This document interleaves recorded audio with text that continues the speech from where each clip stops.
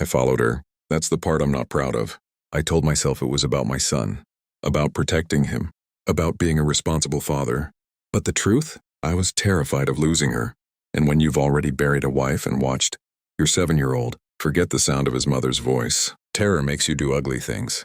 My name is Daniel Brooks. I build skyscrapers for a living. I negotiate contracts worth more than most people will see in their lifetime. I know how to read numbers. I know how to read markets. Apparently, I don't know how to read my own heart. Lena Carter had worked in our home for 6 months, long enough for my son, Jaime, to start smiling again, long enough for this house to stop feeling like a museum of grief. She wore soft sweaters and tied her dark hair back in a messy ponytail. She never tried to replace my late wife.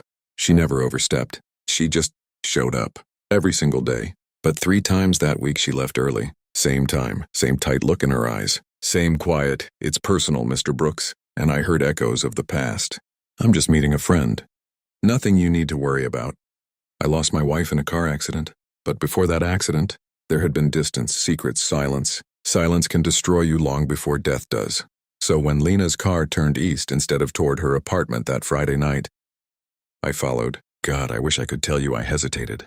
I didn't. I told Jaime I forgot something at the office. I watched her white Honda from 3 cars back. I justified every mile. She pulled into a crumbling brick building with a faded sign, "Safe Harbor." Not a bar, not a hotel, not another man's house, a shelter. And when I stepped inside and saw her sitting cross-legged on the floor, surrounded by bruised, quiet children, helping a little girl sound out the word beautiful, something inside me cracked. Because I had accused her in my mind of betrayal, and she was out there healing kids the world had already abandoned. I had followed her expecting proof she couldn't be trusted. Instead, I found proof she was better than I deserved. And that realization? It scared me more than any secret ever could. I should have walked in and told her I was there. I should have apologized immediately.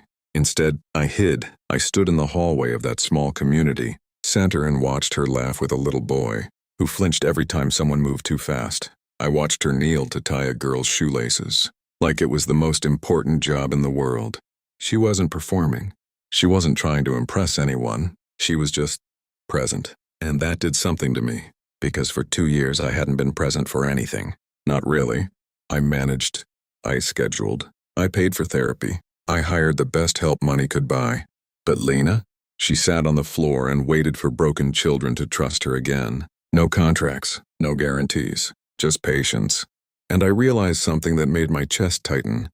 She was doing for strangers what I hadn't fully figured out how to do for my own son. That thought burned. I left before she could see me, drove home in silence, sat in my driveway longer than necessary. Jaime was exactly where I left him, safe, watching penguins on TV. "Did you find what you forgot?" he asked. "Yeah, I found it." That night I couldn't sleep.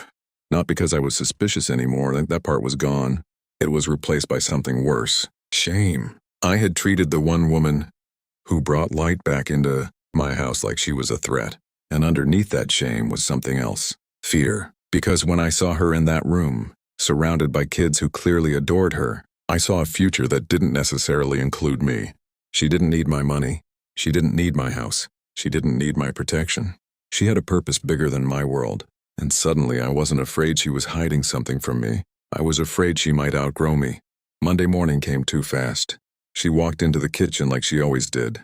Calm, steady, professional. "Morning, Mr. Brooks."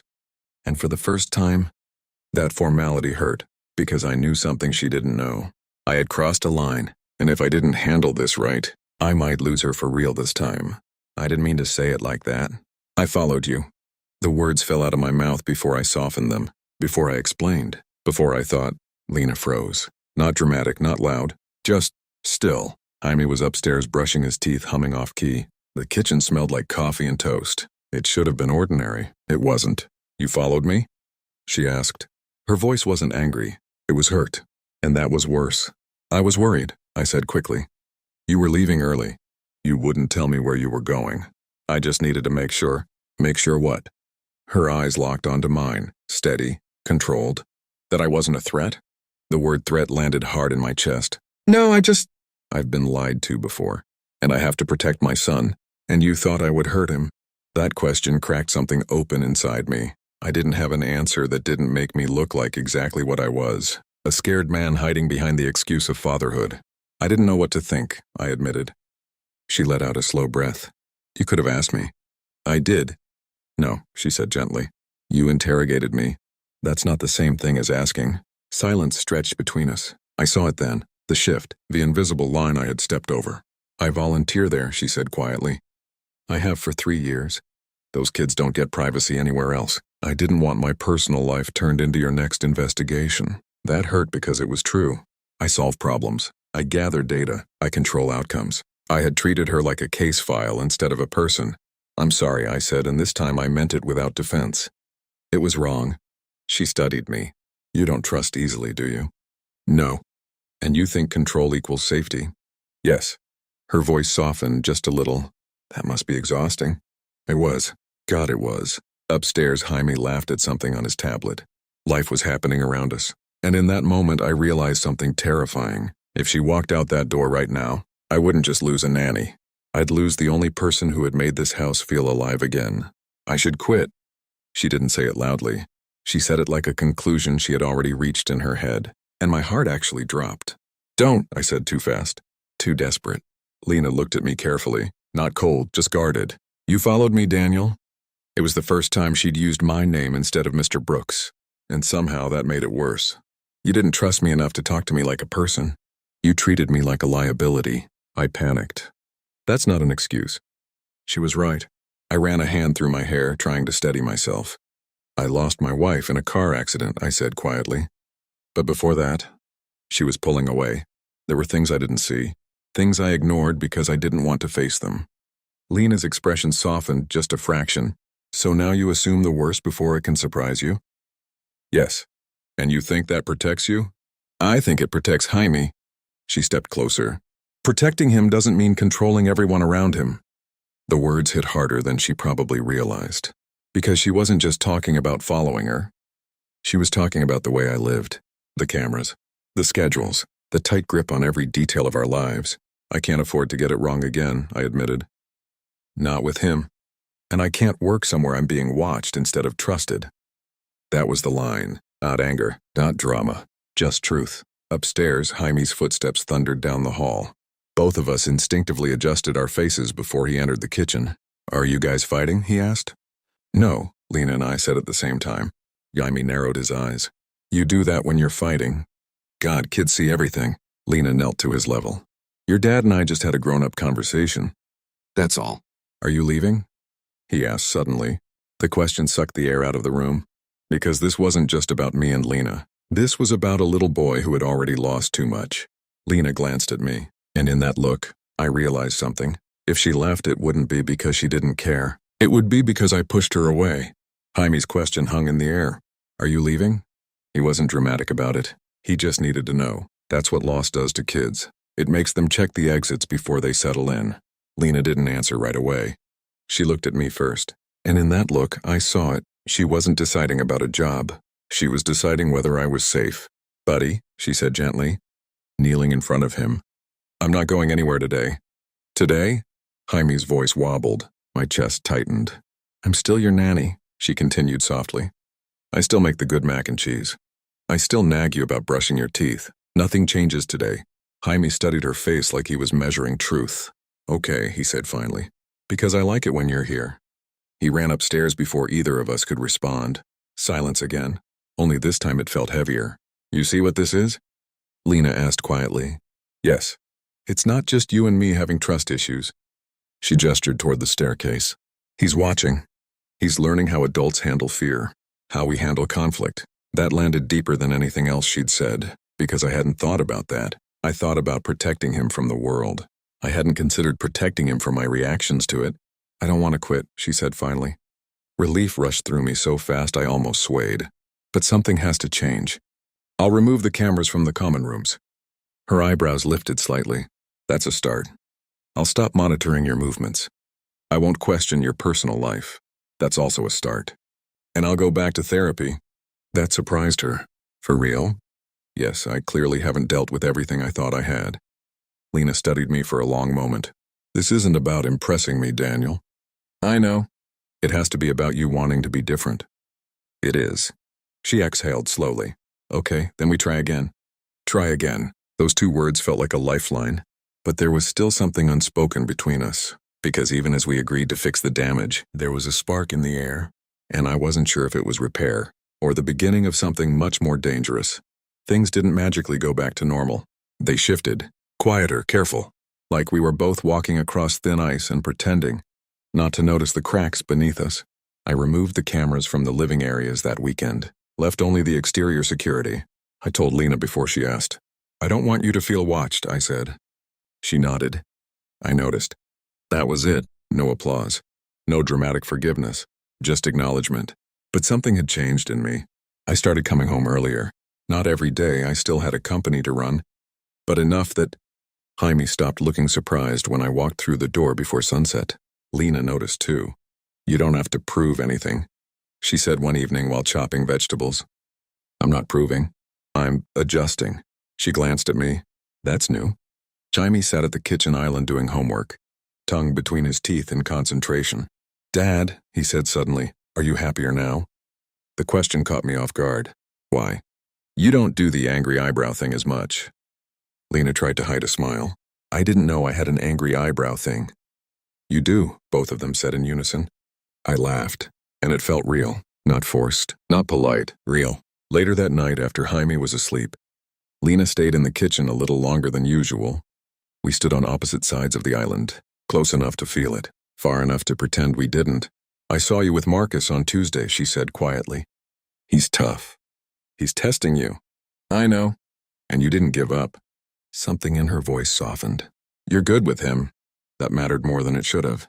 "I'm trying to be," I admitted. "For him?" she asked. "For Jaime." A pause. "And maybe," I added carefully, "for you." The air changed. Her fingers stilled against the counter. "Daniel." My name again. Not Mr. Brooks. Not polite distance. Just Daniel. And suddenly the space between us felt electric. "Be careful," she whispered. "With what?" "With me." There it was. Not anger. Not warning. Vulnerability. And that terrified me more than anything else had, because suspicion I could manage. But attraction? Attraction meant risk, and I was starting to realize I wanted it anyway. "Be careful with me." I didn't sleep much that night. Not because I regretted anything, because I didn't, but because for the first time since Sarah died, I felt something that wasn't grief. It was warmth, and that felt dangerous. The next Tuesday at Safe Harbor, I found Marcus already waiting at the table, pretending not to be. "You're late," he muttered. "I'm 2 minutes early." Still. We worked through fractions again. He pretended to hate them. I pretended not to notice when he smiled after getting an answer right. Halfway through the session, he looked at me and said, "You like Lena?" I blinked. "I like a lot of people. Not like that. Kids don't miss much." "Why do you think that?" I asked. "Because when she walks in the room, you sit up straighter." That hit too close to home. "Also," he added, "she smiles different at you." My chest tightened. Different how? Less volunteer. More person. That shouldn't have mattered, but it did. Later, when the kids were gone and we were stacking chairs, Lena brushed past me in the narrow hallway. Not intentionally, just proximity. Her shoulder touched mine, and neither of us moved for a second too long. "You did good tonight," she said softly. "Marcus is improving." "No," she corrected gently. "You are." The way she said it wasn't about math. It was about me. About showing up. About staying when things were uncomfortable. We walked to the parking lot together. Streetlights flickered above us. "I meant what I said," she told me quietly. "About being careful." "I know. I've built my life around independence. Around not needing anyone too much. So have I. That's why this is complicated." I stepped closer without thinking. "We don't have to define it yet." "That's not what scares me." "What does?" She looked up at me. "Needing you." There it was. Not flirtation. Not fantasy. Fear. Real fear. Because we both knew what it cost to need someone. "I'm not going anywhere," I said before I could stop myself. Her eyes searched mine. "Don't promise that unless you mean it." I mean it. And for the first time, I realized I wasn't just trying to rebuild trust. I was already falling. The night she said she was afraid of needing me, something shifted. It wasn't dramatic. There were no violins, no fireworks, just a quiet understanding. We were both standing at the edge of something that could either heal us or break us again, and neither of us were naive enough to pretend otherwise. A week later, Lena came into the kitchen looking different. Not distant, Nervous. Can we talk? She asked. My stomach tightened immediately. Of course. Jaime was upstairs building something loud and complicated with Legos. Lena leaned against the counter, folding and unfolding her hands. Safe Harbor got approved for a grant, she said. That's amazing. It is. She didn't smile. They want me to run the new youth transition program, full-time. I felt it before she said it.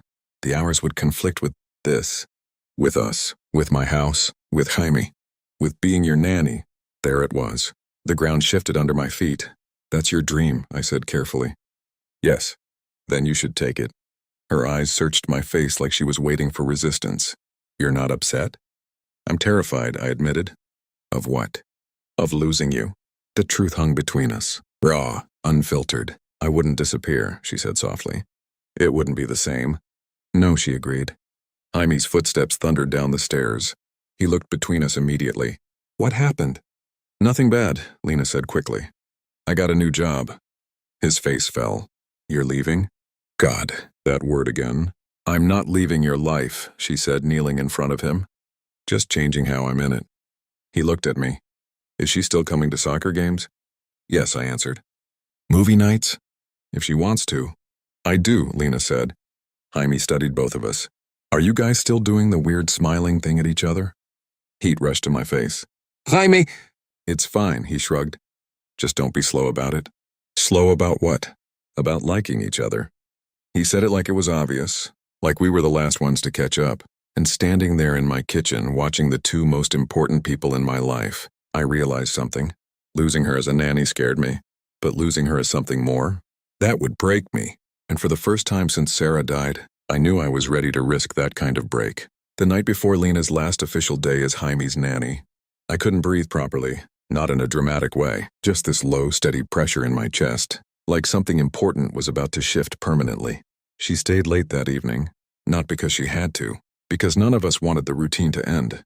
Jaime insisted on one more board game, then one more snack, then one more story. He was stretching time. We all were. After he finally fell asleep, Lena and I stood in the quiet living room. Different. The air between us no longer employer and employee.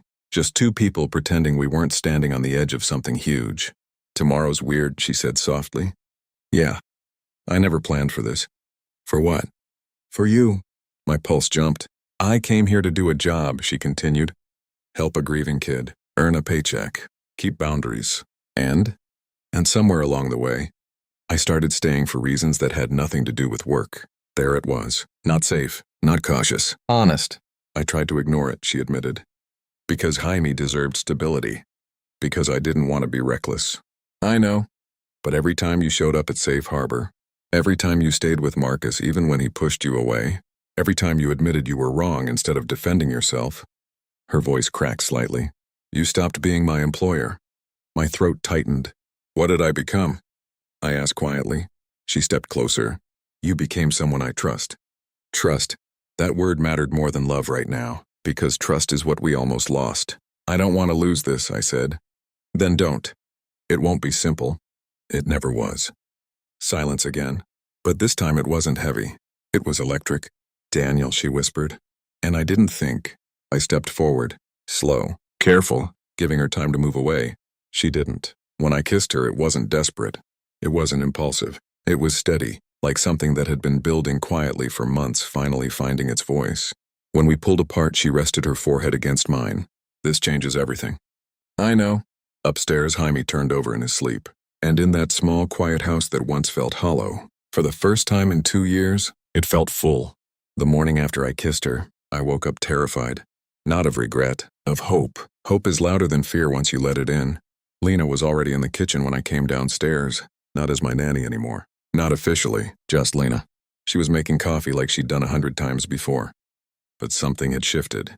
The distance was gone. Morning, she said softly. Morning. We both smiled. That quiet, private smile that says we know something changed. Jaime came barreling down the stairs and stopped mid-step. You did it. I blinked. Did what? You're both smiling like weirdos. Lena laughed, cheeks pink. Cammy looked between us, suspicious and pleased all at once. So are we a thing now? I glanced at Lena. We're figuring it out, I said carefully. Jaime nodded like he'd expected that answer. Good, because I don't want to lose either of you. That landed deep. You won't, Lena said firmly. And I believed her. That was the difference. I believed her. Later that week, we told Clara, the new nannies, about us. We told my mother. We told Marcus, who rolled his eyes and said, finally, life didn't explode. Jaime didn't unravel. The world didn't collapse. Instead, it settled. Tuesdays at Safe Harbor became our family nights. Jaime did homework at one table while I worked with Marcus. Lena ran her new program with quiet strength. We weren't hiding anymore. We were choosing each other. One evening, as we locked up the center, Lena slipped her hand into mine in the parking lot. Not cautiously, not secretly, naturally. You were scared of losing me, she said. I was. And now? I looked at her, at the woman, who had walked into my grief and refused to let it define us. Now I'm scared of not building something with you. She squeezed my hand. Good. Because the truth is, following her that night was the worst choice I made. It exposed my fear, my control, my broken edges, but it also forced me to confront who I'd become.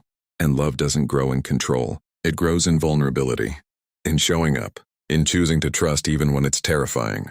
I thought I was protecting my son. What I was really protecting was my own fear of needing someone again. And the moment I stopped protecting that fear, everything changed.